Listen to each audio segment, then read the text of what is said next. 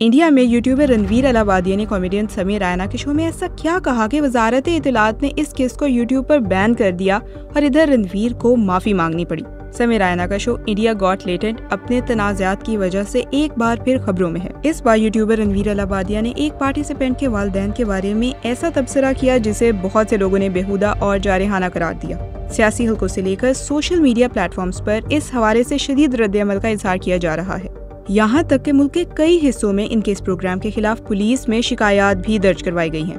रणवीर ने फौरन माफी मांगते हुए कहा कि इनका तबसरा ना तो मजाहिया था और ना ही किसी को तकलीफ पहुंचाना इनका मकसद था। उन्होंने कहा कि वो कॉमेडी के माहिर नहीं हैं और इस वाक़े से उन्हें एक सबक मिला है। ताहम लोग इन्हें इनके इस तबसरे के लिए माफ करते नजर नहीं आ रहे।